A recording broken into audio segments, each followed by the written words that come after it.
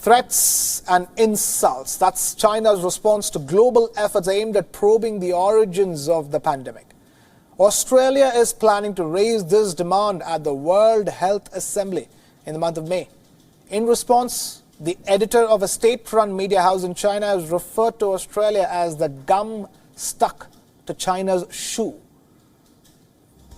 Hu Xijin is the editor of the Global Times, a mouthpiece of the Chinese Communist Party, who himself is widely known as a chief propagandist for China. This is what he wrote on Weibo, China's Twitter-like social media platform, a couple of days ago. Australia is always there, making trouble. It is a bit like chewing gum stuck on the sole of China's shoes. Sometimes you have to find a stone to rub it off. Hu has referred to Australia's call for a probe as political maneuvering. He even hinted at economic retaliation by China. The Chinese government, too, seems in favor of such a move.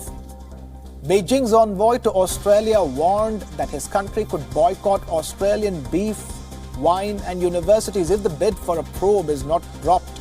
But Australia's Prime Minister Scott Morrison has refused to budge. He said it was only reasonable that the world conduct an independent assessment of the crisis. Australia will continue to, of course, pursue what is a very reasonable and sensible course of action. This is a virus that has taken more than 200,000 lives across the world. It has shut down the global economy. The implications and impacts of this are extraordinary.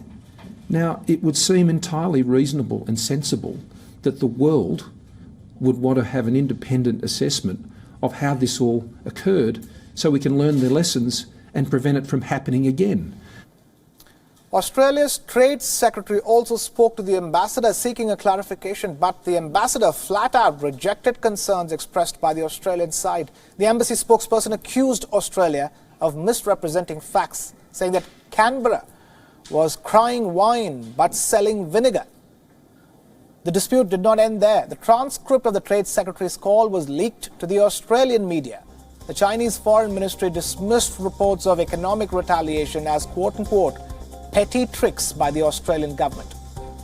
Australia's relationship with China has nosedived over the past few years. Such comments from state actors only seem to be aggravating the situation further.